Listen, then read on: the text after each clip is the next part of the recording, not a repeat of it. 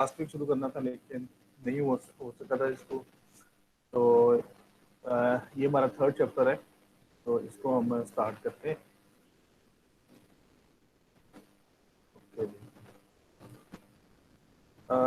तो इसमें हमने जो बेसिकली हमने डिफरेंट आप भी कहने के आर्किटेक्चर्स हमने डिस्कस करने जो कि मल्टी यूजर डेटाबेस को इम्प्लीमेंट करने के लिए यूज करते हैं, तो वो हमने इसमें जो है वो हमने डिस्कस करने हैं।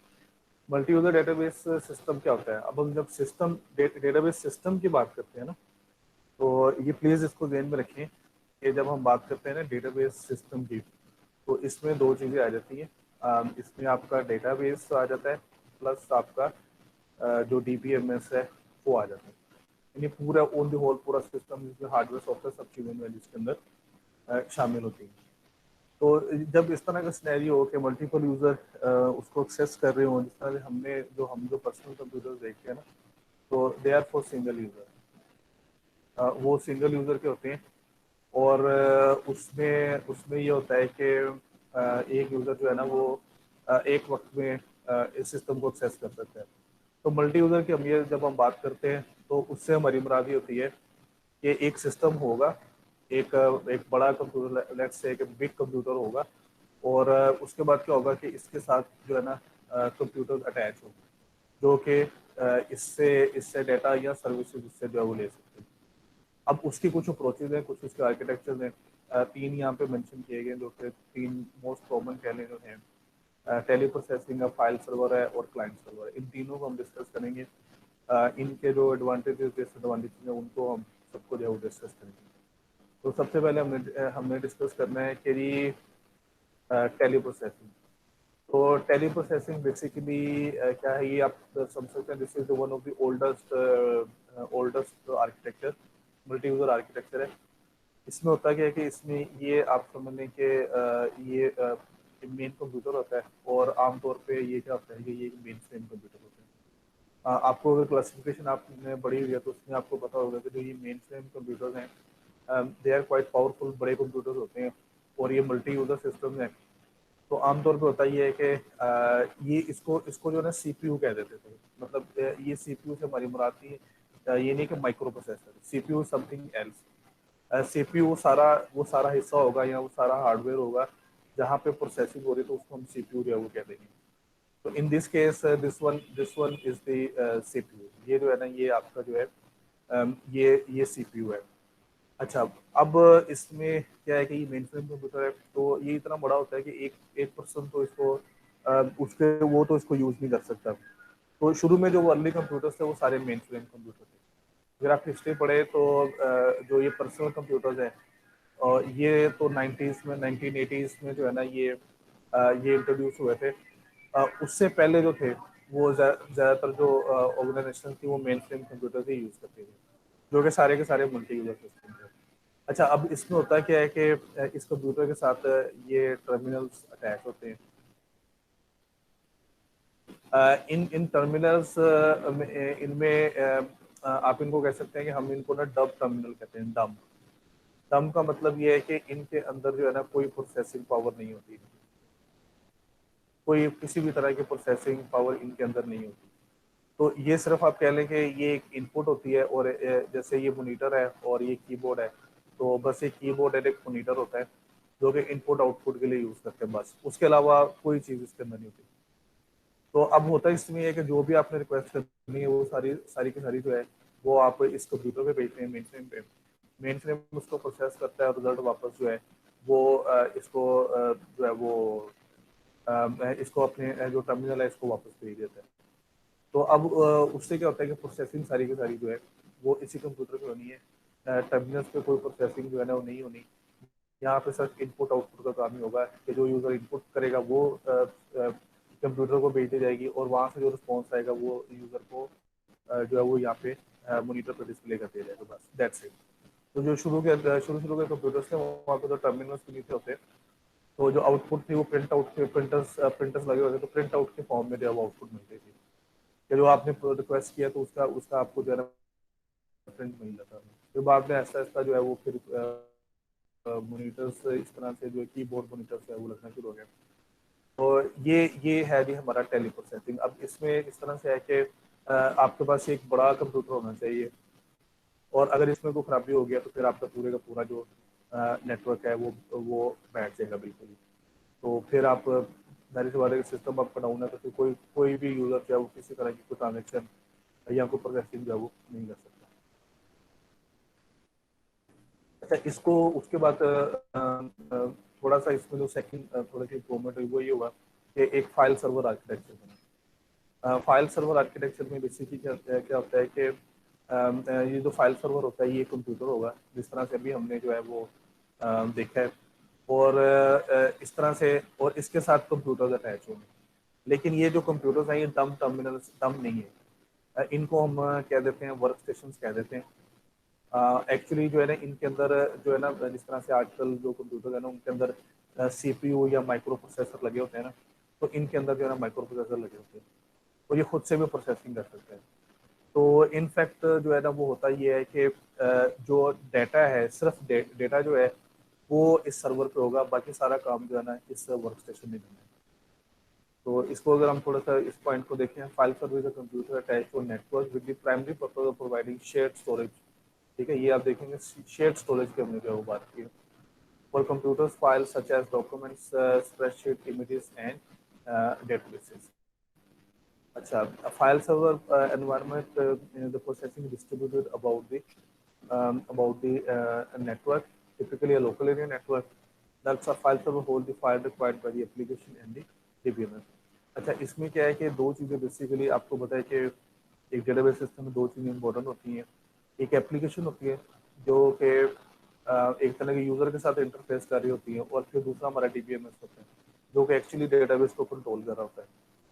The application and DBMS run on each work station, और ये हर कंप्यूटर पे जो उस नेटवर्क में उस फाइल सर्वर के साथ जो कंप्यूटर अटैच होंगे उनके साथ जो है वो DBMS और वर्क स्टेशन जो एप्लीकेशन और DBMS दोनों उसके ऊपर इंस्टॉल होंगे।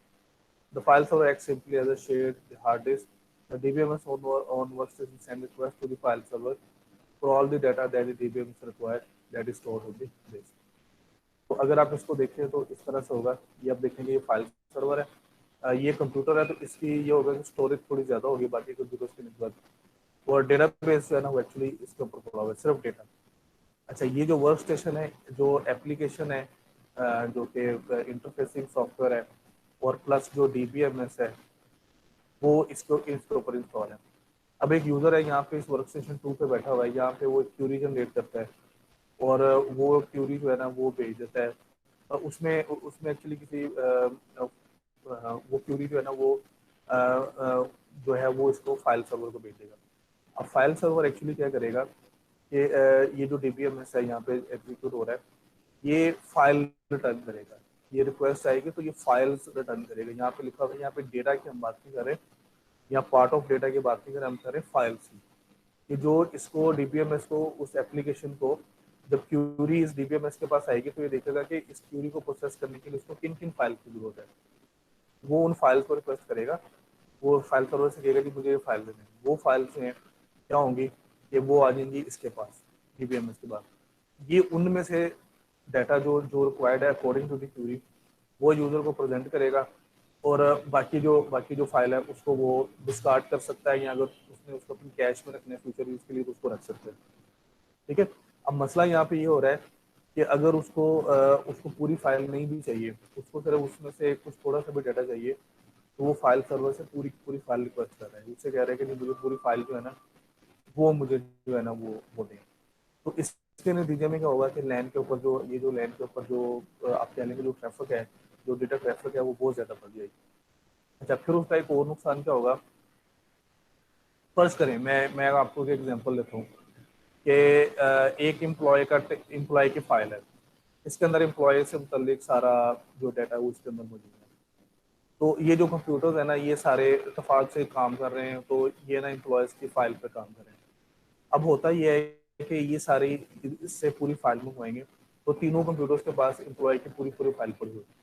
अब यूजर इसके ऊपर काम कर रहे हैं तो वो इनमें चेंजेस कर रहे हैं, किसी एम्प्लॉय का डाटा ऐड कर रहे हैं, किसी का रिमूव कर रहे हैं, किसी का अपडेट कर रहे हैं। तो अब इसमें जो इशू है जो या इसके अंदर जो प्रॉब्लम है वो ये है कि अब ये तीनों जो है ना, इनको फिर या तो फिर ये है कि एक दूसरे के साथ मुसलसल कोऑर्डिनेट करते हैं कि जैसे ही कोई चेंज चेंज करें तो फिर एक दूसरे को बताएं कि जी हाँ जी इसके अंदर क्या चेंज हुआ है वो आई है। तो वो इनको करना पड़ेगा, इस तरह का कोई मैकेनिज्म डिवाइस करना पड़ेगा। अदरवाइज क्या होगा कि डाटा इनकंसिस्टेंट हो जाएगा। यानी फर्ज करें कि यहाँ पे एक यूजर बैठा हुआ है, एक एम्प्लॉय है, वो कहता है कि जी मेरे नाम के स्पेलिंग जो है ना वो चेंज कर दें, या उसका डेजिग्नेशन चेंज हो जाता है। अब यहाँ पे चेंज हो गया, अब इसको ये चाहिए कि ये बाकियों को भी बताए कि ये डाटा जो है ना अपडेट कर लें। तो ये सेंट्रलाइज सिस्टम नहीं है, क्योंकि हर एक के पास अपनी अपनी फाइल है, ये अपनी फाइल में चेंज कर रहा है, ये अपनी फाइल में चेंज कर रहा है, ये अपनी फाइल में चेंज कर रहा है। तो इस तरह से काफ़ी ज़्यादा जो है ना वो इश्यूज जो है वो खड़े होंगे, और वो काफ़ी कॉम्प्लिकेटेड मसला हो जाएगा कि हमने अपने डेटाबेस को कंसिस्टेंट स्टेट में किस तरह से रखना है। अच्छा, इसमें पहले मैंने आपको बताया कि जो असल प्रोसेसिंग है वो वर्क इधर इन कंप्यूटर्स पे वर्क स्टेशन पे होती है। फाइल सर्वर सिर्फ जो है वो डाटा को स्टोर करता है, ये कोई प्रोसेसिंग डाटा के ऊपर जो है वो नहीं करता। अच्छा, देर इज जो इसके इसके ये आप कह लेंगे देर आर इश्यूज, जो इसके साथ इश्यूज हैं वो हम डिस्कस कर रहे हैं। There is a large amount of network traffic, a full copy of DBMS required on each work station. Concurrency recovery integrity are more complex because there can be multiple DBMS accessing the same file। तो ये अभी जो scenario एक मैंने आपको बताया था, इसी तरह से अपडेट के, डिलीट के, कंकरेंसी के भी, कि अगर सेम जो है वो अगर फिर ये रिकवरी का मसला ये है कि अगर खुदा ना खास्ता कोई डेटाबेस क्रैश हो जाता है, तो अगर रिकवर करना है तो किसको किसको लेटेस्ट आपने कंसिडर करना है, किसको आप जो है ना वो आप लेटेस्ट कंसिडर करेंगे, किसका जो फाइल है या जो भी डाटा है किस वर्क स्टेशन के पास है जिसको आप ऑथेंटिक या लेटेस्ट जो है वो कंसिडर करेंगे। तो इस तरह के जो इश्यूज है ना ये इसके अंदर जो है वो बहुत ज़्यादा होंगे। तो इसकी वजह से जो है ना फिर हमने जो इससे बेटर एक अप्रोच है जो कि इन दोनों के दरमियान में है। आप ये कह सकते हैं कि ये क्लाइंट सर्वर, सॉरी, ये फाइल सर्वर और जो टेली प्रोसेसिंग है इसके दरमियान की चीज़ है, उसको हम कहते हैं क्लाइंट सर्वर आर्किटेक्चर। तो इसमें ये है कि इसके अंदर एक स्ट्रॉन्ग एक बड़ा कंप्यूटर है जिसको कि हम सर्वर कह देंगे, और इसके अलावा क्लाइंट्स हैं, लेकिन ये क्लाइंट्स जो है ना ये डम नहीं है, इनके अंदर थोड़ी बहुत प्रोसेसिंग पावर होती है, ताकि कुछ ना कुछ टास्क जो है कोई प्री प्रोसेसिंग है, छोटे मोटे टास्क जो है ये कंप्यूटर जो है वो परफॉर्म कर सकते हैं। तो क्या होगा, client server architecture similar to the file server architecture with an example that it terminals are not in this case. ठीक है, तो उसमें क्या है कि दो अप्रोचेज हैं इसमें two tier client server architecture है, थ्री टायर है। फिर हमने उसको जनरलाइज किया है फाइनली, और उसमें हमने उसको कह दिया है कि जी हमारे पास एन टायर आर्किटेक्चर जो है वो होता है। तो बारी बारी इन दोनों को चेक करते हैं। पहले हम ट्रेडिशनल टू टायर आर्किटेक्चर देखेंगे। तो इसमें क्या होगा कि there is a client process which require some resource and a server which provide the resource. तो एक जो टिपिकल जो डाटा इंटेंसिव बिजनेस एप्लीकेशन है उसके चार आप हिस्से कर सकते हैं। वैसे ये लूजली आप इसको कह सकते हैं, ज़्यादा भी हो सकते हैं, उसको नो प्रॉब्लम, लेकिन ये कि हम इसको हम ये जस्ट लूजली इसको कह सकते हैं कि चार हिस्से, एक डेटाबेस है, एक ट्रांजेक्शन लॉजिक है, एक बिजनेस डाटा एप्लीकेशन लॉजिक है, और एक यूज़र इंटरफेस। होता है कि यूज़र इंटरफेस से इनपुट आती है, और फिर इनपुट जो है ना फिर आती है इस ये जो बिजनेस डाटा या जो डाटा प्रोसेसिंग लॉजिक है इसके पास आती है। ये अब देखता है कि इस इनपुट को या इस रिक्वेस्ट को फर्निश करने के लिए उसको क्या क्या डाटा चाहिए, क्या क्या उसको करना चाहिए। तो ये उसको उसको करने के बाद फिर ये आगे फिर अगले डेटाबेस को या ट्रांजेक्शन लॉजिक को भिजवा देता है, तो वो फिर उसको प्रोसेस करता है।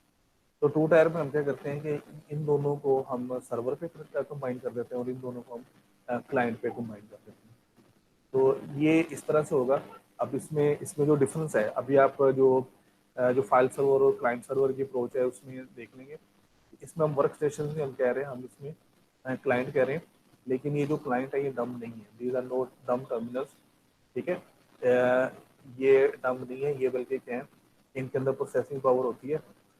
उसके बाद ये है कि फाइल सर्वर की तरह जो डेटाबेस है वो सर्वर, सारा जो डेटा है वो सर्वर पे पड़ा हुआ है, लेकिन जो डीपीएमएस है उसको हमें हर कंप्यूटर पे इंस्टॉल करने की जरूरत नहीं है। इस कंप्यूटर पे सिर्फ जो एप्लीकेशन है वो इंस्टॉल होगी। ठीक है, जो डीबीएमएस है वो सिर्फ सर्वर पे इंस्टॉल होगा। तो अब इसमें इसमें बेनिफिट क्या होगा कि जो क्लाइंट्स हैं वो सिर्फ डेटा को रिक्वेस्ट करेंगे कि उनको कौन सा डेटा चाहिए। तो अब यहाँ पे अब देखें ना, तो जो फाइल सर्वर था उसमें हमने कहा था कि रिटर्न फाइल। अब यहाँ पे क्या है कि ये रिक्वेस्ट फॉर डाटा और सिलेक्टेड डाटा रिटर्न, यानी पूरी फाइल रिटर्न नहीं होगी बल्कि क्या रिटर्न होगा, सिलेक्टेड डाटा रिटर्न होगा जो कि डीबीएमएस रिटर्न करेगा। अब चूंकि यहाँ पे डाटा भी इसी कंप्यूटर पे है और डीबीएमएस भी इसी कंप्यूटर पे है, इसलिए इंटेग्रिटी को कंट्रोल करना, कॉन्करेंसी को कंट्रोल करना, रिकवरी को इम्प्लीमेंट करना वो ज़्यादा आसान है। तो this approach is much much better than file server approach. ठीक है, अभी इसके फर्दर इसमें देखते हैं कि क्या होगा इसमें। तो सबसे पहले जो क्लाइंट है, इसमें दो टाइप्स होंगी, क्लाइंट की टायर होगी, दूसरी जो है वो सर्वर की टायर होगी। तो जो क्लाइंट की जो टायर है वो क्या करती है, is primary responsible for presentation of data to user. The server tier is primary responsible for supplying the data service to the client. तो अब इसमें देखें क्या है कि क्लाइंट है, उसके बाद यूजर इंटरफेस है, main basis and data processing body. तो ये बेसिकली क्या है कि ये बताता है कि ये इस चीज़ को ट्रांसफर करता है कि यूज़र की जो क्यूरी है उसको जो है वो इस फॉर्मेट में कन्वर्ट करता है कि वो जो है वो फिर डाटा जो सर्वर पे जाके वहाँ पे जाके उसको प्रोसेस किया जा सके। तो जाहिर सी बात है, इसने इसने एक तरह से कंप्लीटली बताना है कि इसको कौन कौन सा डाटा चाहिए। ये नहीं कि जनरली बताएगा, ये उसको बताएगा कि मुझे कौन सा डाटा चाहिए और किस किस उस पर अगर कोई क्राइटेरिया लगा उस क्राइटेरिया के बारे में भी बताएगा। ये सब चीज़ बता के वो फिर आगे जो है ना वो सर्वर को सेंड कर देगा। सर्वर आफ्टर वैलिडेशन, उसकी वैलिडेट करने के बाद उसको जो डाटा जो है उसको प्रोवाइड कर देगा। तो असल काम ना इसका है, ये जो डाटा प्रोसेसिंग लॉजिक है वो हमें इस कंप्यूटर पे ही हमें रखनी पड़ती है। और वो हम रखते हैं, वो जो हम एप्लीकेशन जो हमने बनाई है ना, जो डेटाबेस एप्लीकेशन हमने बनाई है, ये उसमें वो उसका सारा काम होता है। तो टू टायर आर्किटेक्चर में ये क्लाइंट की रिस्पॉन्सिबिलिटी है कि वो जिस तरह से हमने मैपिंग की थी ना, कि हमने एक्सटर्नल टू कॉन्सेप्चुअल मैपिंग की थी, अगर आपको याद हो तो रफली आप कह सकते हैं कि जो इंटरनल टू कॉन्सेप्चुअल जो मैपिंग है ना वो इसने परफॉर्म करनी है, ये जो क्लाइंट है इसने परफॉर्म करनी है। उसके बाद कॉन्सेप्चुअल जो इंटरनल जो प्रोसेसिंग होगी वो सर्वर ने करनी है। इस तरह से हमने इनके रोल्स जो है वो डिफाइन करनी है कि ये काम जो है ये इसका क्लाइंट का है और ये काम जो है वो सर्वर का। ये इस तरह से हमने होती है। तो धीरे अगर हम इसको देखें तो इसमें अगर आप देखें तो जो हमने डेटाबेस के रोल्स देखे थे, ये उस हिसाब से आपने देखना है कि उस उन रोल में से कौन सा काम जो है वो कौन जा रहा है। तो क्लाइंट को आपको देखें, सबसे पहले इसने क्या है कि manages the user interface, accepts and checks syntax for input processing, application logic, generate database request and transmit to the server and process a response back to the user। तो ये पॉइंट ही इंपॉर्टेंट है, ये वाला जो point है कि generate database request, यही actually जो बिजनेस और डाटा प्रोसेसिंग लॉजिक है वो ये चीज़ है। ठीक है, और उसके बाद है कि जी सर्वर ने क्या करना है कि it accepts and processing database request from clients, check authorization, ensures integrity consent not violated, performs query update processing, the transmit response to client, maintains a system catalog, provide concurrent database access, provide recovery control। तो ये आप देखने के सारे जो हैं सारे के सारे के हैं ये डीबीएमएस के फंक्शन हैं, जो हम पीछे जो लास्ट चैप्टर है उसमें हमने देख चुके हुए हैं कि ये सारी की सारी सर्विसेज हैं वो डेटाबेस मैनेजमेंट सिस्टम जो है वो प्रोवाइड करते हैं। तो ये अब इस केस में जो है वो जो हमारा डेटाबेस सर्वर है उसने ये सारी की सारी सर्विसेज जो है वो प्रोवाइड की। ठीक है जी। अब उसके बाद इसका जो फायदा है वो हमें क्या, वो एडवांटेजेस देख लेते हैं। पहले तो ये है कि it enables wider access to the existing databases, increase performance कैसे हो जाती है कि सेपरेट हो जाता है, कुछ काम जो क्लाइंट पे हो रहा है कुछ सर्वर पे हो रहा है, तो सर्वर का लोड भी जो है ना वो भी थोड़ा सा हल्का हो जाता है।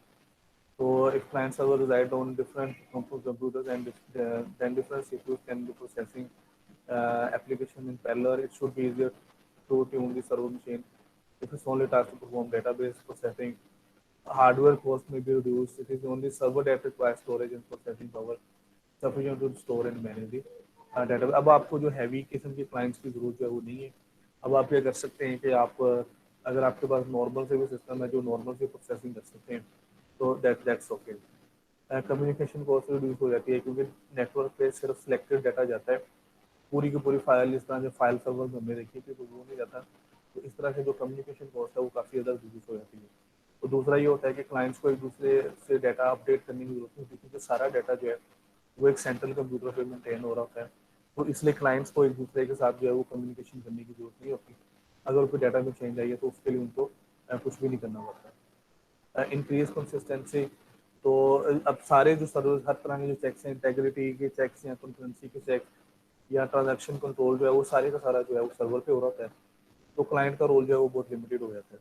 और उसका बेनिफिट ये होता है कि सेंट्रलाइज होने की वजह से ज़्यादा बेहतर तरीके से इन चेक्स को या इन कंट्रोल्स को जो है वो मैनेज किया जा सकता है। It maps on open system architecture quite naturally. तो ये एक्चुअली क्या है कि ये जिस वक्त ये क्लाइंट सर्वर प्रपोज हुआ था, तो उस वक्त आप कह लें कि इंटरनेट इतना ज़्यादा फ्लरिश नहीं हुआ था। नेटवर्क्स होते थे लेकिन नेटवर्क्स बहुत लिमिटेड नेटवर्क्स होते थे, उनके ज़्यादा जियोग्राफिकली ज़्यादा वो फैले हुए नहीं थे। तो लेकिन उसमें ये था कि जब इतने जियोग्राफिकली इतना ज़्यादा वो स्प्रेड नहीं होते, तो उसका ये होता है कि उनमें जो कंप्यूटर है वो सिमिलर टाइप के होते हैं। लेकिन जब आप इस तरह से आप फिर इंटरनेट में इस तरह से कि internet is heterogeneous network, not homogeneous network. तो हेट्रोजीनियस का मतलब जो ये है कि उसमें कंप्यूटर जो है वो डिफरेंट होते हैं, एक दूसरे से डिफरेंट होते हैं। होमोजीनियस नेटवर्क जो है वो नॉर्मली एक ऑर्गेनाइजेशन के अंदर होते हैं और उनमें जो कंप्यूटर्स हैं वो सिमिलर होते हैं। तो अब इसका जो फायदा है वो ये है कि इसी आर्किटेक्चर को हम एक्सटेंड करके तो हम इसमें इसको हेट्रोजीनियस जो नेटवर्क है उस पर भी अप्लाई कर सकते हैं, कि उन पे भी अप्लाई किया जा सकता है। तो उसका फिर ये फायदा होगा कि ओपन सिस्टम, जिससे हम आर्किटेक्चर कहते हैं कि ठीक है जी, जो मर्जी कंप्यूटर हो वो उस पे वो आपके नेटवर्क के साथ जो है वो कनेक्ट हो सकता है। अब इसी चीज़ के बारे में जो है वो आगे चल के 3 टायर में और N टायर में जो है वो हम इसको जो है वो डिस्कस करते हैं। फिर इसकी जो एक एक्सटेंशन ये 2 टायर की वो है 3 टायर आर्किटेक्चर। 3 टायर में क्या है कि in the mid 90s the application became more complex and cloud could potentially be deployed to hundreds of thousands of end users. The client side presented two problems that prevented true scalability. वो दो issues क्या थे कि fat client requiring considerable sources only clients computer to run effectively, this includes it.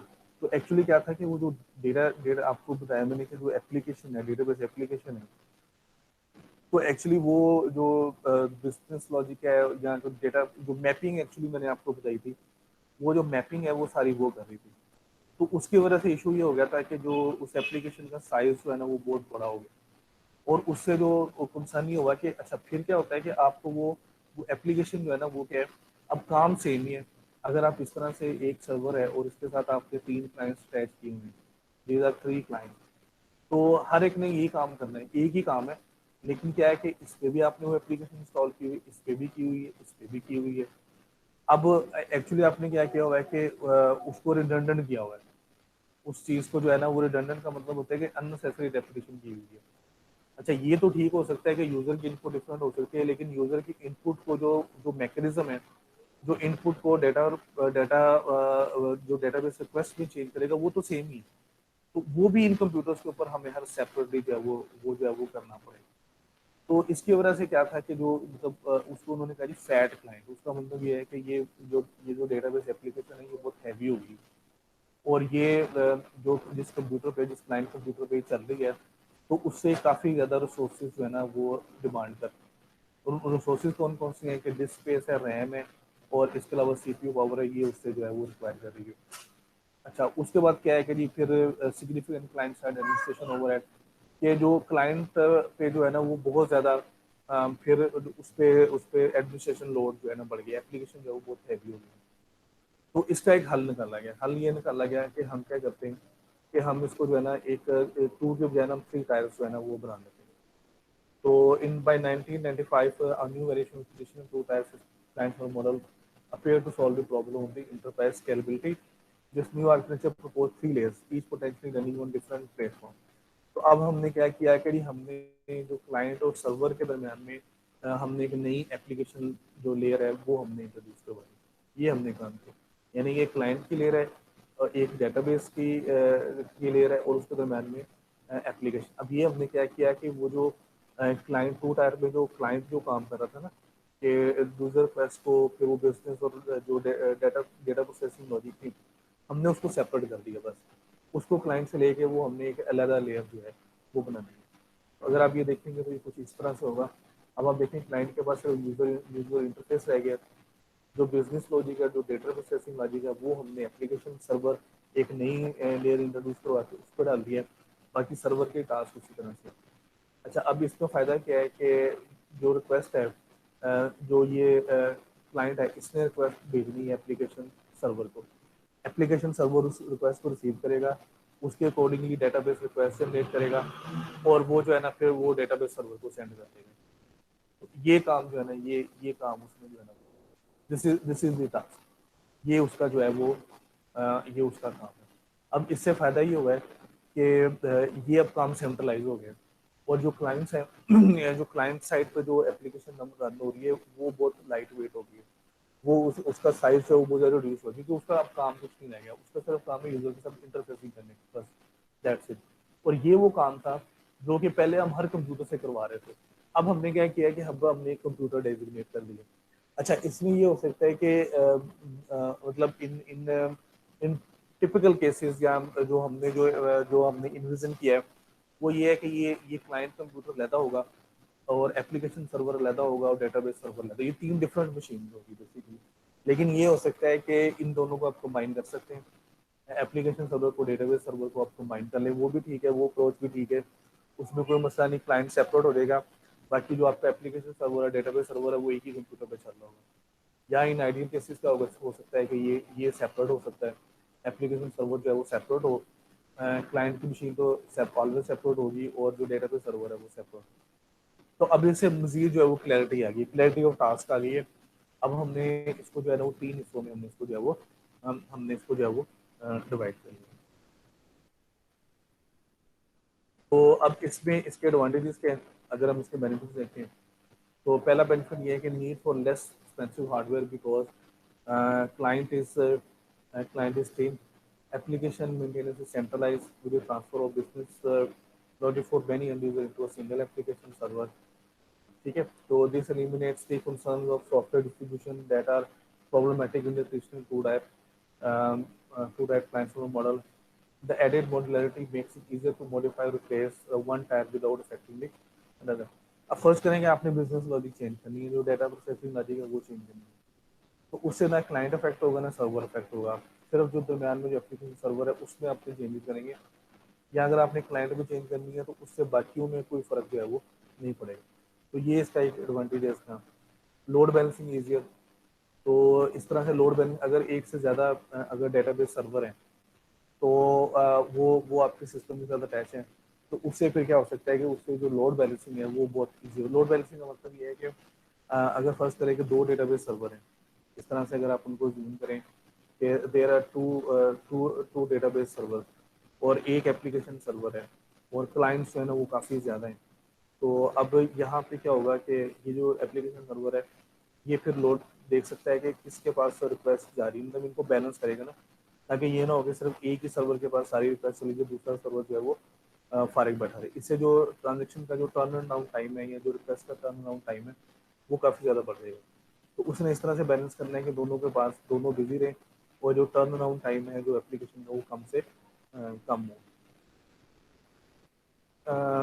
Three, उसके अलावा जो एक बहुत बड़ा जो उसका बेनिफिट है वो क्या है कि ये जो थ्री टायर आर्किटेक्चर है, quite maps quite naturally to the web environment. तो वेब इन्वायरमेंट में अब क्या है कि आप क्या कर सकते हैं कि you can make a thin client. Thin client का मतलब ये है कि बहुत ही लाइट वेट है, वो ज़्यादा ज़्यादा प्रोसेसिंग पावर या ज़्यादा मेमोरी या ज़्यादा स्टोरेज जो है वो डिमांड नहीं करता, तो उसको हम थिन क्लाइंट जो है ना वो कह देते हैं। तो वो फिर ये उस पर बड़ी इजीली मैप हो सकता है कि जो वेब वेब इन्वायरमेंट है, ये उस वक्त की बात है कि जब अभी इंटरनेट, ये अर्ली 90s में बात कर रहे हैं, तो उस वक्त जो है वो आप ये कह सकते हैं कि इंटरनेट अभी इतना ज़्यादा आप कह लें कि स्टार्ट हो गया था, लेकिन इतना ज़्यादा जो है वो फैला नहीं था, इतना ज़्यादा पॉपुलर नहीं हुआ था। लेकिन ये हुआ कि चूँकि लेटर जो है ना वो लेटर ये हुआ कि वो मतलब उसमें वो इंटरनेट जो है वो इंट्रोड्यूस हो गया, तो उससे उससे फिर ये फ़ायदा हुआ कि ये आर्किटेक्चर उसने उसको भी जो इंटरनेट था उसको भी इजीली उसने अडॉप्ट कर लिया। अभी हम आगे चल के इसमें जो एंटायर आर्किटेक्चर है उस पर जो है वो हम देखते हैं। अच्छा, इसकी जो जनरलाइजेशन की उसको हमने कह दिया थ्री थ्री टायर आर्किटेक्चर। जिस तरह से हमने टू टायर में से एक एक जो क्लाइंट की जो फंक्शनैलिटी थी उसको निकाल के हमने एक और लेयर बना दी थी, इस तरह से हम क्या कर सकते हैं कि मजीद लेयर्स भी इंट्रोड्यूस करवा सकते हैं। तो उसको हम कह देते हैं एंटायर आर्किटेक्चर। इट डिपेंड्स कि आप क्या करना चाहते हैं, किस टास्क को जो है ना वो आप उसको आप करना चाहते हैं, तो उसमें मतलब उसको आप अलहदा से एक लेयर बना सकते हैं। इससे फ़ायदा ये होगा कि ज़्यादा फ्लेक्सिबिलिटी और स्केलेबिलिटी जो है वो ज़्यादा इन्हांस जो है वो हो जाएगी। तो जो मिडिल टायर होगी, जो मिडिल टायर है, अब इसमें हमने करना है कि जो मिडिल टायर है, क्लाइंट को सर्वर को हमने चेंज नहीं करना, हमने सिर्फ जो मिडल वाली है, जो एप्लीकेशन जो टायर थी उसको हमने चेंज करना है। और उसको मजीद हम दो हिस्सों में डिवाइड कर सकते हैं, एक वेब सर्वर, दूसरा एप्लीकेशन सर्वर, उसको जो है वो बना सकते हैं। और ये बेसिकली जो है ना वो जो इंटरनेट एनवायरनमेंट है, कि जब इंटरनेट है और उसको डिफरेंट कंप्यूटर्स हैं, उनका आर्किटेक्चर डिफरेंट है, उनके प्लेटफॉर्म डिफरेंट है, हार्डवेयर सॉफ्टवेयर प्लेटफॉर्म डिफरेंट है, तो उसको आप बड़ी इजीली जो है ना वो इसके ज़रिए जो है वो मैनेज कर सकते हैं। ठीक है। तो इसमें आप देखें, ये जो फोर्थ सॉरी थर्ड पॉइंट जो है, इसमें हम कह रहे हैं कि environments with a huge high volume of ट्रॉपोस, the single web server could be replaced by set of web server. तो अगर आमतौर पे एक वेब सर्वर होता है, लेकिन अगर बहुत ज़्यादा कोई ऐसी इंटरप्राइज है जिसमें कि वेब रिक्वेस्ट बहुत ज़्यादा है, तो आप उसकी बजाय आप क्या कर सकते हैं कि आप जो है ना वो वेब मल्टीपल वेब सर्वर्स जो हैं वो बना सकते हैं। तो अगर इस आर्किटेक्चर को हम देखें तो यहाँ पे हमने क्या किया है कि उस तरह से जो क्लाइंट टायर है वो है, this is the client tyre. ये हमारी सर्वर, ये हमारी एप्लीकेशन सर्वर है वो है, ये डेटाबेस सर्वर की है, और ये हमने वेब सर्वर इंट्रोड्यूस करवाई है। तो वेब सर्वर का अब क्या काम होगा कि ये अब इसका मतलब ये, जब अपने वेब सर्वर हमने इंट्रोड्यूस करवाया, तो इसका मतलब है कि क्लाइंट्स जो हैं वो जियोग्राफिकली ज़रूरी नहीं है कि एक दूसरे के बड़े क्लोज हों। वो हो सकता है कि जैसे इंटरनेट में है कि जियोग्राफिकली डिस्पर्स हो सकते हैं, कि एक क्लाइंट अगर एक कंट्री में है तो दूसरा क्लाइंट जो वो दूसरे कंट्री में भी दूसरे दूसरी दूसरी जो है ना वो मतलब दूसरे कंट्री में हो सकता है। वो फिर ये हो सकता है कि उनका आर्किटेक्चर डिफरेंट हो सकता है। अब ये जो सारे काम है ना, ये एप्लीकेशन सर्वर को इसको हैंडल करने की जरूरत नहीं, ये सारी की सारी चीज़ें कौन हैंडल करेगा, ये वेब सर्वर हैंडल करेगा। उनके आईपी एड्रेसेस को रिजॉल्व करना, उनके जो फॉर्मेट है, डेटा फॉर्मेट है, उनको चेंज करना, ये सारे का सारा काम अब एप्लीकेशन सर्वर का है। ये वेब सर्वर का है, ये एप्लीकेशन सर्वर का काम अब जो है वो नहीं। तो तरीकेकार जो है ये होगा कि जो है जो क्लाइंट है वो रिक्वेस्ट भेजेगा वेब सर्वर, वो वेब सर्वर आगे फिर जो एप्लीकेशन सर्वर है उसको लोकेट करेगा, और फिर एप्लीकेशन सर्वर आगे डेटाबेस सर्वर को जो है वो रिक्वेस्ट जो है वो भेज देगा। तो इस तरह से एक तो ये हुआ है कि जो नया जो इंटरनेट एनवायरनमेंट है वो इसके अंदर बड़ी इजीली जो है वो अकोमोडेट हो गया है। और अब हम ये कर सकते हैं कि हम ऐसी एप्लीकेशन बना सकते हैं जो दुनिया के किसी भी हिस्से से जो है उनको एक्सेस किया जा सकता है। ठीक है। अब इसमें जो रोल्स हैं उसको हम देख लेते हैं, क्योंकि इसके अंदर कुछ नई चीज़ें आई हैं, तो उनको हम देख लेते हैं कि वो चीज़ें जो है वो जो है वो कौन कौन सी हैं, तो उनको जो है ना हम देख लेते हैं। तो इसमें एप्लीकेशन सर्वर की हमने बात की थी। तो एप्लीकेशन सर्वर क्या करता है कि host an application programming interface to expose business logic and business processes for user by for use by other application। अच्छा, इसमें एक इम्पोर्टेंट चीज़ क्या है, आपने प्रोग्रामिंग ऑफ कोर्स पढ़ी है, आपको प्रोग्रामिंग के बारे में इस चीज़ के बारे में पता है कि होता क्या है, बेसिकली क्या होता है कि हम मतलब जब हम कहते हैं ना दो कंप्यूटर्स या दो प्रोग्राम्स आपस में जो है ना कम्युनिकेट कर रहे हैं, तो उसका मतलब ये होता है कि इस प्रोग्राम पे इस कंप्यूटर पे एक फंक्शन चल रहा होगा, या कोई मेथड चल रहा होगा, या इस प्रोग्राम पे भी एक फंक्शन चल रहा होगा, और ये दोनों फंक्शन जो है वो एक दूसरे के साथ कम्युनिकेट करेंगे, एक दूसरे के साथ जो है ना वो कम्युनिकेट करेंगे। और थ्रू मतलब अब करना एक्चुअली क्या है कि हमने फंक्शन को कॉल करना है। अगर हमने किसी भी, जैसे ये जहाँ भी हम क्लाइंट सर्वर की बात करें ना, तो ये क्लाइंट है और ये जो है ना ये सर्वर है।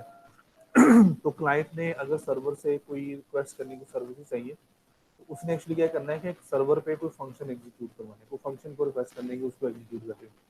तो ये जो एपीआई होती है ना, इनको हम एप्लीकेशन प्रोग्रामिंग इंटरफेस पे कहते हैं, ये बल्कि एक लिस्ट ऑफ प्रोग्राम होती है, लिस्ट ऑफ फंक्शन कॉल्स होती है। तो इसके जरिए क्या कर सकते हैं कि अगर क्लाइंट पे कोई एप्लीकेशन रन हो रही है तो वो सर्वर पे किसी फंक्शन को, किसी प्रोग्राम को जो है वो एग्जीक्यूट करवा सकती है।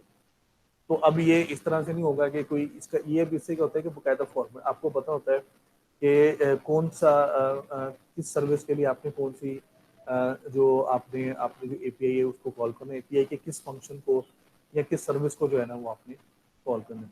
तो ये प्रोग्रामेटिकली क्या होगा, these are actually function calls.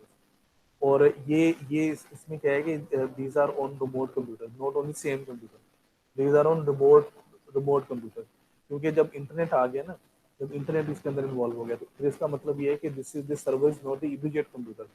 ये सर्वर ऐसे नहीं है कि जो आपके आप ही की बिल्डिंग में या आपके करीब ही नहीं बैठा हुआ है। This can be on another continent, in other country, in other continent. ये भी हो सकता है, ऐसा भी पॉसिबल है। जब आप अपनी ईमेल चेक कर रहे हैं तो वो जो ईमेल का सर्वर है वो आप पाकिस्तान में नहीं पड़ा हुआ, वो कहीं पता नहीं कहाँ पड़ा होगा, आई डोंट नो। हो सकता है अमेरिका में, हो सकता है वो अलास्का में हो सकता है वो समुद्र की तह के नीचे हो। तो हमें उसके बारे में जो है वो हमें उसके उसके बारे में जो है वो नहीं पता कि वेर इज सर्वर। तो वो रिमोट सर्वर होगा, लेकिन क्या होगा कि still you can invoke functions उसके ऊपर जो है वो आप इस एपीआई के थ्रू जो है वो वहाँ से उससे सर्विसेज जो है वो ले सकते हैं। तो अब क्या करता है कि जो एप्लीकेशन सर्वर के जो टास्क है वो क्या है, कंकरेंसी को कंट्रोल इसलिए करना है, नेटवर्क कनेक्शन मैनेजमेंट। इसमें क्या होगा, इसका मतलब क्या है कि क्लाइंट के साथ जो कनेक्शन मेंटेन करना है, क्लाइंट क्योंकि दरमियान में है ना, ये क्लाइंट है और ये सर्वर है। This is your client and this is your server. इसके दरमियान में ये एप्लीकेशन सर्वर बैठा हुआ है। तो अब इसने एक तरह से एक कह लें कि एक जो वर्चुअल कनेक्शन है बिटवीन क्लाइंट एंड सर्वर वो इसने मेंटेन कर, वो इसकी रिस्पॉन्सिबिलिटी है। तो क्लाइंट जो है ना वो यही अज्यूम कर रहा होगा कि वो सर्वर को डायरेक्टली उसको जो है वो उसके साथ कम्युनिकेट जो है वो कर रहा है, providing access to the all database servers, database connection pooling, legacy database support, clustering support, load balancing, fail over. ये सारी सर्विसेज हैं जो कि फिर जो एप्लीकेशन सर्वर है वो प्रोवाइड करते हैं। तो अगर आप इसमें देखेंगे डेटाबेस कनेक्शन पूलिंग है कि डेटाबेस कनेक्शन हो रहे हैं, उसको चेक कर रहा है कि वो क्या कर रहे हैं। जो डेटाबेस टिपिकली जो जितनी भी तरह की जो सपोर्ट प्रोवाइड करता है वो सारी फिर प्रोवाइड करते हैं। और क्लस्टरिंग सपोर्ट, क्लस्टर में क्या होता है कि कंप्यूटर्स हैं वो एक तरह से कह लेंगे सिमिलर कंप्यूटर एक दूसरे के साथ कंबाइन होकर जो क्लस्टर एक बना लेते हैं उसको क्लस्टरिंग सपोर्ट करते हैं। फिर लोड बैलेंसिंग करनी है, लोड बैलेंसिंग में चलेगा, आपको मैंने बताया था कि अगर एक से ज़्यादा डेटाबेस सर्वर है तो उनमें रिक्वेस्ट को डिस्ट्रीब्यूट करना ताकि किसी से ज़्यादा सर्वर पे लोड ना पड़े और जो टर्न अराउंड टाइम है, जो भी ट्रांजेक्शन का या रिक्वेस्ट का टर्न अराउंड टाइम है वो मिनिमम रहे।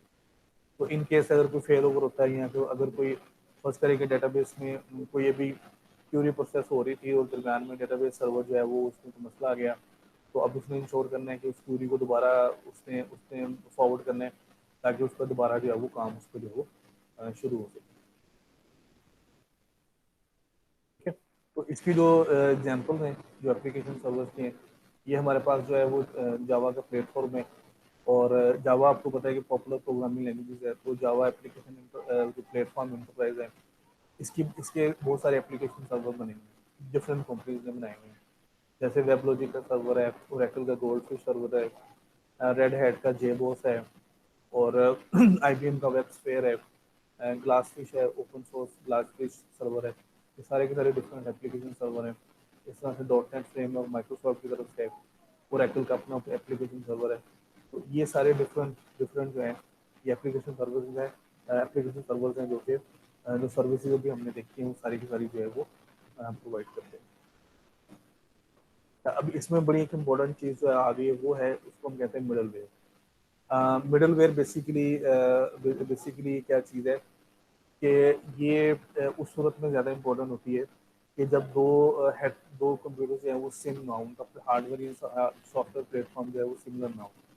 तो उसकी मैं आपको एग्जांपल दे सकता हूँ कि फर्ज करें कि दो पर्सन है, तो एक पर्सन जो है वो सिर्फ उर्दू बोल सकता है और एक पर्सन जो है वो सिर्फ इंग्लिश बोल सकता है। अब इन दोनों ने आपस में कम्युनिकेट करना है तो जाहिर सी बात है कि ये आपस में कम्युनिकेट नहीं कर सकते। उसकी रीज़न क्या है कि इसकी ये सिर्फ उर्दू बोल सकता है, अंडरस्टैंड कर सकता है, और ये जो है सिर्फ इंग्लिश बोल सकता है, अंडरस्टैंड कर सकता है। तो हमें इस मसले का हल क्या होगा कि इनके दरमियान में जो है ना वो हम एक ट्रांसलेटर जो है ना वो इंट्रोड्यूस करवाएंगे। एक ट्रांसलेटर होगा जिसको ये दोनों लैंग्वेजेस आती होंगी, उर्दू और इंग्लिश में।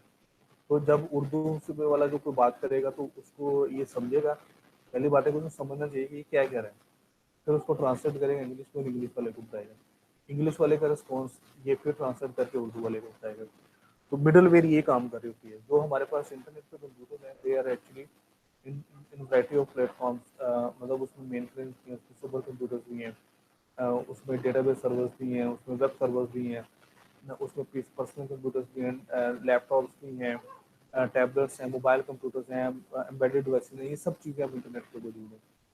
तो अब ये डिफरेंट फॉर्मेट्स हैं इनका, इनकी जो इवन जो मतलब मोबाइल फ़ोन्स हैं, मोबाइल फ़ोन एक से दूसरी कंपनी के उसके आर्किटेक्चर में बहुत फ़र्क होता है। आईफोन को देख लें वो डिफरेंट आर्किटेक्चर है, एंड्रॉयड को देख लें वो डिफरेंट आर्किटेक्चर है। तो उनको आपस में कम्युनिकेट करना, वो फिर डायरेक्टली अगर वो करेंगे तो वो पॉसिबल नहीं है। तो उसका फिर हल क्या है कि हम मिडल वेयर इंट्रोड्यूस करवाते हैं। अब ये मिडल वेयर का काम है कि जो इस तरह के जो डिस्पैरिटी है बिटवीन आर्किटेक्चर, उसको इसने मिडल वेयर में जो है वो हैंडल करना है। अगर हम ये इंट्रोड्यूस नहीं करवाते तो उसका नतीजा ये होगा कि जो हर जो मतलब कंप्यूटर्स है उनको ये फिर जो डिस्पैरिटी खुद हैंडल करनी पड़ेगी, और ये फिर बहुत बहुत एक्सटेंसिव टास्क हो जाएगी। और ये फिर इससे जो आपकी जो कम्युनिकेशन है वो बहुत लिमिटेड हो जाएगी। तो मिडल वेयर क्या है कि computer software that connects software components और applications. Middleware is generic term used to describe software that mediates with other software and allow for communication between disparate application in a heterogeneous. Disparate का मतलब होता है जो similar ना हो, जो एक दूसरे से डिफरेंट हो, तो उसको हम क्या कह देते हैं, उसको हम डिस्पैरेट कहते हैं। The need for middleware arises when distributed system become too complex to manage efficiently without a common interface. तो इसकी मैंने आपको रीजन बता दिया कि जैसे इंटरनेट है, लार्जेस्ट नेटवर्क ऑफ कंप्यूटर्स है, कंप्यूटिंग डिवाइसेस है, और उसमें हर तरह के डिवाइसेस हैं, और उनके आर्किटेक्चर्स भी एक जैसे नहीं है, उनके डिफरेंट आर्किटेक्चर हैं। तो उनको हैंडल करना जो उतना आसान नहीं है, उनके लिए जो है वो फिर हमें इस तरह की मिडल वेयर की जरूरत है वो पड़ेगी। ठीक है। तो ये हॉर्वर्ड्स था, इसने 6 टाइप की मिडल वेयर डिफाइन की थी। तो उसमें जो पहली है वो है एसिंक्रोनस रिमोट प्रोसीजर कॉल, उसको हम आरपीसी कहते हैं, एसिंक्रोनस आरपीसी। तो आरपीसी बेसिकली क्या है, it's an inter process communication. अभी जिस तरह से मैंने आपको एपीआई बताया था, तो रिमोट प्रोसीजर कॉल है। अब मैंने ये चीज़ आपको बताई थी कि इसका मतलब क्या है, जब आप इंटरनेट की बात करते हैं ना, तो उसका मतलब ये नहीं है कि जिस सर्वर को या जिस कंप्यूटर को आप रिक्वेस्ट भेज रहे हैं वो बिल्कुल इमीडिएट होगा। वो हो सकता है किसी और कंट्री में या किसी और कॉन्टिनेंट पे हो, तो वो रिमोटली उसको हम कह देंगे रिमोटली लोकेटेड। अक्सर आपने देखा होगा कि इस तरह से इंटरनेट को ना शो करने के लिए इस तरह से क्लाउड सा बना देते हैं। तो उसका कहने का मतलब ये होता है कि this is somewhere else, remote किसी लोकेशन पे पड़ा हुआ है, it's not the immediate location, not the immediate location, it's somewhere else. तो उसके लिए फिर आपको करना पड़ता है कि आपको एक तरह की एक एपीआई फॉलो करनी पड़ती है।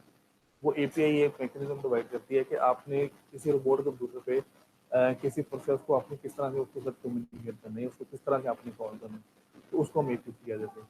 तो पहला उसका जो ऑप्शन है वो क्या है कि एसिंक्रोनस जो है ना वो एपी है, आरपीसी है। तो इसमें क्या होगा कि जो क्लाइंट और सर्वर के दरमियान कम्युनिकेशन होगी, इसमें होगा कि क्लाइंट जो है ना वो सर्वर के रिस्पॉन्स का वेट जो है वो नहीं करेगा। वो सर्वर उसको एनी टाइम जो है ना वो उसको जो है ना वो उसको रिक्वेस्ट जो है वो उसको जो है वो भेज सकता है। दूसरी हमारे पास जो है ना वो है कि उसको उसको हम कहते हैं सिंक्रोनस आरपीसी हम कहते हैं। तो सिंक्रोनस आरपीसी में क्या है कि जब तक क्लाइंट को जो है ना वो सर्वर से रिस्पॉन्स नहीं मिलता, तो क्लाइंट जो है ना वो ब्लॉक होगा, वो यानी कि कोई और रिक्वेस्ट या कोई और कम्युनिकेशन जो है वो नहीं कर सकता।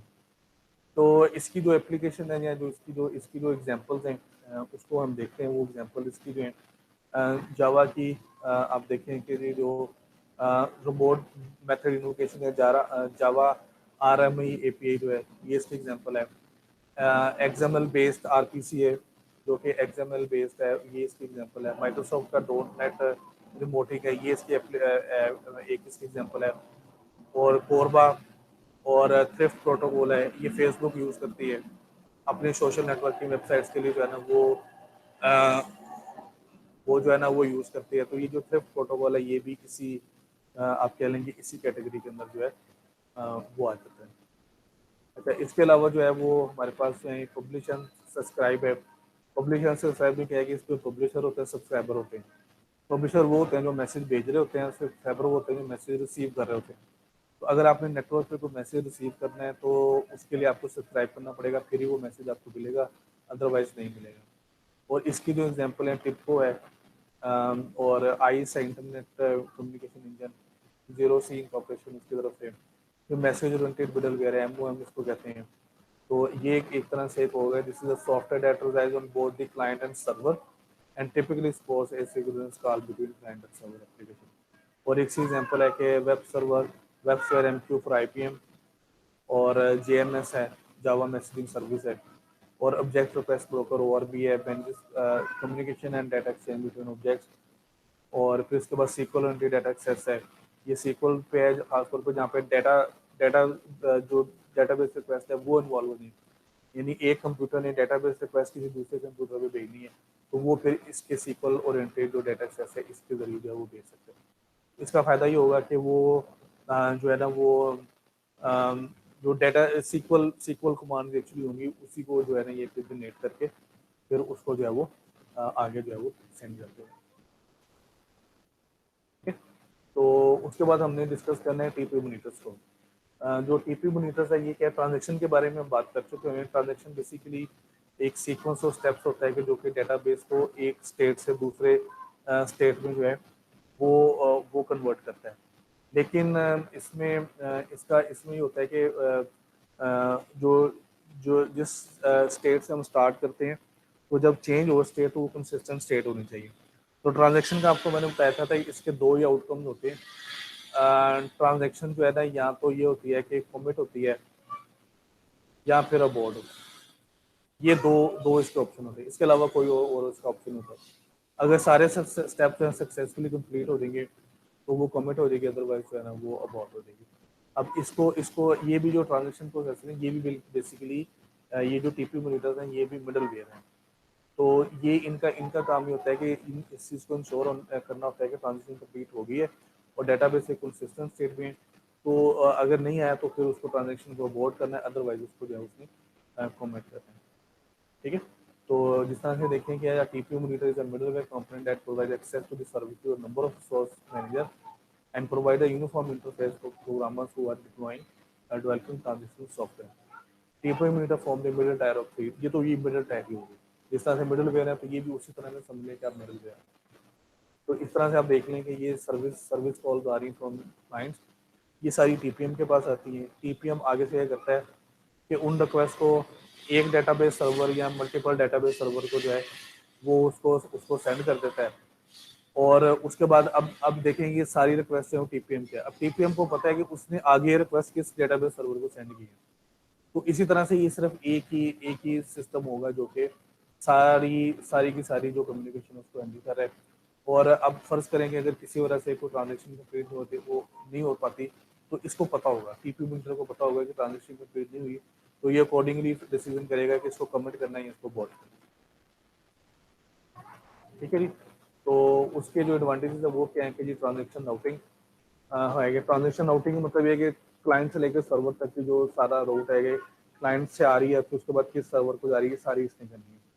Managing distributed transaction, distributed transaction वो होती है जो एक से ज़्यादा सर्वर्स पे या एक से ज़्यादा कंप्यूटर्स पे रन हो रही होती है, तो उसको हम क्या कहते हैं, मोर देन वन सर्वर्स उस पर एग्जीक्यूट हो रही होती हैं, उसको हम क्या कह देते हैं, उसको हम डिस्ट्रीब्यूटेड ट्रांजेक्शन जो है वो कह देते हैं।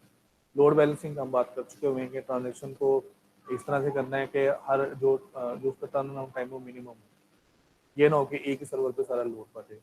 फंडलिंग एक्चुअली क्या होता है कि ये एक प्रोसेस है या एक टेक्निक है। तो इसमें हम क्या करते हैं फंडलिंग में कि फर्ज करें कि एक कंप्यूटर है तो उसका उसकी जो कैपेसिटी है वो 100 यूजर्स की, कि एक वक्त में 100 यूजर को वो अकोमोडेट कर सकता है। लेकिन वो ये नहीं करेगा कि 100 के 100 एग्जैक्टली 100 को लॉग इन करे और बाकियों को वो फारग कर दे। वो क्या करेगा कि 100 से स्लाइटली ज़्यादा, यानी नेक्स्ट है कि 150 यूजर्स को ना वो एक्सेस दे देगा। उसकी उसकी लॉजिक बेसिकली क्या होती है कि 100 के 100 एक्टिव नहीं होते एट अ टाइम। उसमें से बहुत सारे ऐसे होंगे जो डोरमेंट होते हैं, वो एक्टिव नहीं होते हैं।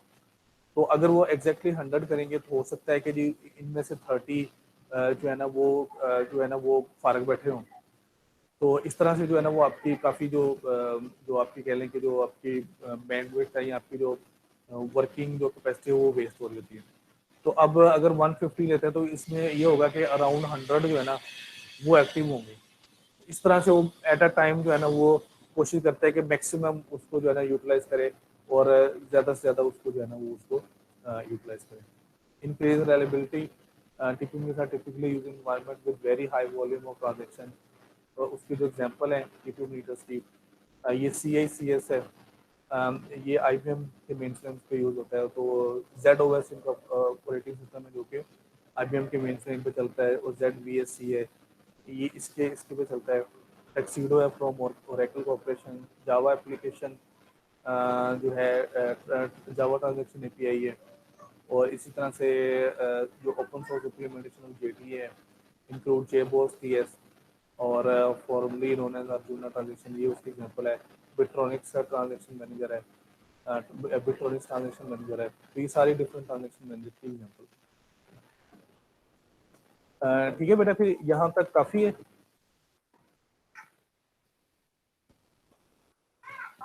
जी सर।